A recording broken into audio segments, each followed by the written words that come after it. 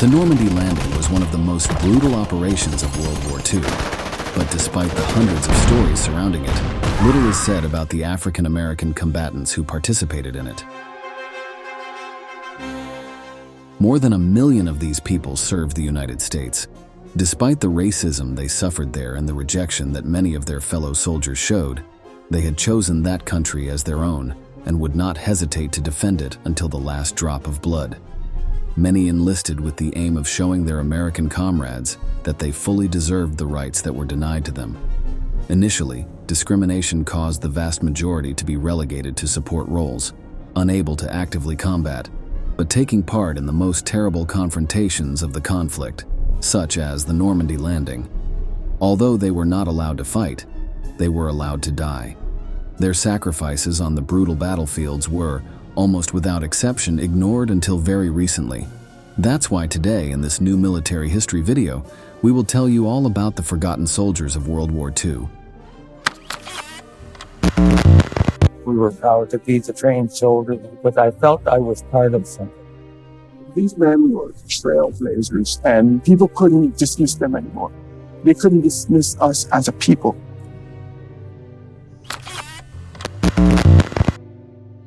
The United States entered World War II after the Japanese attack on Pearl Harbor on December 7, 1941. Immediately afterward, hundreds of thousands of American citizens enlisted in the Army, Air Force, and Navy. The Japanese offensive had awakened their desire for revenge and a patriotic feeling. They were ready to defend their home. African Americans living in the country, those whom society had left behind, were driven to join the fight in their defense. Although many did not accept them, they were eager to show their loyalty. Although slavery in the United States had been prohibited in 1863, the situation for people of color in the country continued to be terrible, especially in the South. Here, the so-called Jim Crow laws applied, by which this sector of the population was segregated in almost every social aspect. They had to attend special schools, which were without exception of poor quality, with much fewer resources allocated. The same was true in hospitals, churches, and other public services. On buses, they could only sit in special places, and they had to give up their seats to Caucasians if they so desired. They were limited to extremely low-paying jobs, such as domestic help, farm laborers, or factory workers. This left most of them living in total poverty. If someone, in desperation, turned to crime, they would find no understanding in the legal system, which in most cases severely punished these citizens. Even African Americans were frequently victims of lynchings by Americans, because although Jim Crow laws did not apply in the northern states, discrimination and segregation were widespread throughout the country. Despite this brutal and unjust situation, when it came time to defend the United States from outside threats, African Americans did not hesitate to enlist in its armed forces. This was due to several reasons. Adolf Hitler's Nazi regime was defined by his idea of the racial superiority of Aryan people over other peoples of the world. Fighting against this fascism was a way of proving the error of this discriminatory ideology, which is why these ethnic groups, inferior in German eyes, would fight to the end to defeat the Nazi regime. But they also saw joining the army as a way of showing their compatriots that African Americans were loyal to their country and just as deserving of their rights as they were. They believed that war could serve as a tool for them to climb the social and economic ladder, something almost impossible to do at home in times of peace. The idea that the enslaved or people who are oppressed will fight for their liberty is a very strong through line actually throughout American history. Basically, Black people are thinking about military participation as a tool for citizenship, as a tool for getting equal rights and fair treatment, hoping that their loyalty and their patriotism will be rewarded. This goal would prove to be very difficult to achieve. As in society, racism was also prevalent in the armed forces. African Americans were allowed to enlist, but in special units. In many cases, they were support groups with menial tasks, such as cooks, drivers, maintenance or construction personnel. And of course, they were always under the command of an American officer. War leaders argued that African Americans were physically and intellectually inferior and that they could not be used in battle.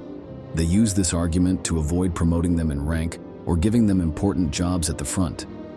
But after Pearl Harbor, hundreds of thousands of people of color began sending letters to the then American President Franklin Roosevelt, urging him to change this policy.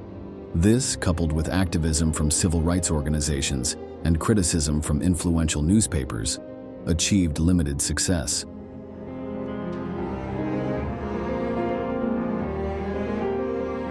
The first battles of the United States were against the Japanese Empire in the Pacific Theater. The African American units that saw action in these campaigns were very few, although some existed. These groups were called Buffalo Soldiers. Many had been created during the American Civil War in the mid-19th century, where they fought to free themselves from slavery. But it was in Europe that the segregated divisions really made their mark. By mid-1944, the world situation was very different from when Uncle Sam had joined the war. The Germans, who in the early years of conflict had reaped victory after victory, now found themselves on the defensive. In the East, fighting with the Soviet Union was costing them dearly in equipment and lives lost. Much of the territory conquered by the Nazis, such as Ukraine and parts of Belarus, had been liberated. In other theaters of operations, the situation was just as difficult. They had lost both North Africa and southern Italy, and even Hitler's ally, dictator Benito Mussolini, was overthrown and imprisoned. The Japanese were being driven out of all their gains in the Pacific, and no longer had naval or air supremacy. For the Allied leaders, the time had come to plan the long-awaited invasion of Western Europe and once and for all put an end to the brutal war on this continent. The target chosen for the landing was the French coast of Normandy. The United States and England knew that they had to work together thoroughly to ensure the success of the mission, so they had to obtain huge numbers of soldiers and tons of equipment. More than 150,000 men, including Americans, British, and Canadians, would participate in what was the largest amphibious operation in history. But despite the magnitude of the operation, the African American units had not yet been assigned to combat roles. They would be used exclusively in support and preparation. The movement required in the days leading up to the invasion made it lose some of its surprise factor. The Germans knew that it was coming soon, but they did not know when or where exactly it would be. Even so, they greatly fortified their defenses, building forts on the French coast and moving entire regiments of soldiers. Hitler was determined to defend his conquests to the last man, or failing that, exact a heavy toll in lives from his enemy. June 6, 1944, was chosen as D-Day. At about 6:30 a.m., thousands of landing craft began to approach the sands of Normandy, where German machine guns and artillery awaited them. About 2,000 of the eager soldiers aboard these vehicles were African American. They belonged almost exclusively to the 320th Barrage Balloon Battalion. Their mission had been made clear in the hours before boarding. They were not to fight the Germans, but rather to place explosive balloons, which would float at about 60 meters in the air and stop enemy planes. The balloon's cable would be almost invisible to aircraft. As they flew over the region, they would be attached to the explosive balloon, which would go directly to the fuselage and cause it to explode. Some of the men of the 320th Battalion had not even been issued a rifle. Although they were to be kept out of the glory of the invasion, there was no problem in letting them take part in its horrors, as a veteran of the unit tells us here. So we had to dig in and wait until the sweeper, the mine sweepers took care of the mines so that we could move on. And we was pinned down on the beach for a while. I was on the beach. At one point, we thought probably might get pushed back into the English Channel because the fire was so heavy up in the mountains from the German side that we was really afraid there at one time.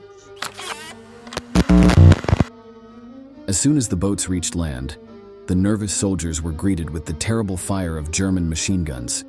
Hundreds of men were shot down without even being able to get out of the boats. Death made no racial distinction. Many in their desperation jumped from the vehicles straight into the water, only to be dragged to the bottom by the weight of their equipment. The fire caused by the explosions also claimed the lives of hundreds of young men. In just a few minutes, almost 10,000 Allied fighters had died, their blood staining the French sands red. The members of the 320th Battalion also had to deal with the weight of the balloons. Each one, tied to their waist and floating dozens of meters above, weighed around 16 kilos. Movement along the coast, already extremely difficult due to the water, the obstacles placed by the Nazis, the corpses, and the German gunfire, was made much more dangerous by the extra weight these soldiers carried with them. Dozens of these men fell due to gunfire or explosions. Once they had strategically positioned the balloons, they were set to help the wounded and to move the bodies of their fallen compatriots out of the way so that they would not get in the way of those still alive. In many cases, they did this defenseless and unarmed, exposed to the enemy bullets that rained down around them. Normandy had been divided into 5 beaches. Omaha and Utah were the American objectives. Sword and Gold would be attacked by the English. Finally, Canadian troops would land at Juneau. In the latter, African American men also participated. Although their conditions in that country were not as brutal as in their North American neighbor, they were still discriminated against daily. It is not surprising, therefore, that the same thing happened in the Army. As in the United States, many tried to use the Second World War to gain the respect of their peers. Black men were able to be visible. They volunteered to fight, and people could see them all over the place. When you are in the face of people, even if they don't like you, they've got to recognize that you are there. Despite the hell that Normandy had become, the Americans and British continued their advance. Despite the untold cost in lives lost, the operation ended up being a decisive Allied success. In the following weeks, they continued to advance and fight the Germans, liberating towns and cities that had been under Nazi control since mid-1940. The German situation was desperate. While they were fighting the Soviets in the east, they were holding their own against the Allies in the west, ready to fiercely defend every piece of land. The American generals knew that they needed to commit more divisions if they wanted to defeat the Nazis once and for all. One of these officers was George Patton, in command of the American Third Army. For him, one of the keys to victory was the armored units, so he quickly asked the High Command to send them to the interior of France. One of those that arrived in the country was the 761st Tank Battalion, almost entirely made up of African Americans. This time, they would not be in support roles, but would instead see action against German vehicles. Patton was quick to express his doubts, considering that colored people were incapable of thinking quickly enough to be effective in the thick of battle. But he himself claimed that he needed all the help available, so he agreed to send them to the front. Major Bates had actually trained under Patton, so when Patton sees these men perform, he recognizes that they may be able to help turn the balance for the war effort. And the color of their skin at that point is not his primary consideration. On the 8th of November 1944, the battalion exchanged fire with the Germans for the first time in northeastern France. They quickly proved to their fellow countrymen that they were just as capable of taking on the Nazis as they were. In particular, the battle for the town of Morville-le-Vicq was extremely brutal, pitting them against a tenacious German defense. Despite heavy casualties, the unit managed to take the town by the end of November, astonishing allies and enemies alike. But there was no chance to rest. They fought for over 180 days straight in other towns in France and Belgium, while watching their tanks destroyed by enemy fire. They continued to see action for months, taking part in many high-stakes engagements in the Western Theater of Operations. They were one of the regiments that resisted the last German offensive, the Battle of the Bulge, which they joined in January 1945. Here they liberated the town of Tillet in Belgium, fighting and defeating one of the elite Nazi units, the Führer-Begleit Brigade. This was the last major German offensive, and after its failure, their chances of victory ended up disappearing. Towards the end of the war on May 4, 1945, the battalion arrived at the Gunskirchen concentration camp, liberating approximately 15,000 prisoners. They even became one of the first groups to make contact with their Soviet allies. According to some historians, the 761st Tank Battalion was one of the most effective armored units in the entire Second World War. The war in Europe ended on May 8, 1945, with the unconditional surrender of Germany. Many of the African American and African Canadian soldiers undoubtedly felt like heroes. But when they returned home, they were faced with the bitter reality that their social situation was still much the same as when they decided to take up arms to defend their country. Even though they had fought, killed, and been wounded fighting the Nazis, their sacrifice seemed not to have been enough. The same racial taint that had stained society before they left still held. But now they were burdened with the terrible knowledge that no one appreciated the combat experience of these African American veterans. They still had to go to the back of buses, receive care in poor quality hospitals, and send their children to schools in tatters. Jobs continued to be hard to come by, and for many who had been disabled by combat, it became almost impossible to secure. Even certain veterans' benefits, such as home loans, were withheld from people of color, solely because of racism. After the war, you would think things would change. They remain the same. It certainly didn't improve the racial tensions in this community. They knew they were accepted and loved, but they certainly were not given what the white soldiers were given. History owed them their due. They deserved their pages in books and documentaries that analyzed their participation in the conflict. However, they had to wait years for the situation to begin to change. It was not until the mid-1960s that segregation was declared illegal, and African Americans were able to enjoy the same rights as people with light skin, at least in theory. Many of the veterans who sacrificed themselves for a country that did not seem to accept them were not able to enjoy these social advances due to the terrible conditions in which they were forced to live upon returning from the war. A large number of them committed suicide or died in extreme poverty. Others had to wait until the beginning of the 21st century to be recognized for their key role in the battles that ended in Allied victory, receiving medals that had been denied to them at the time.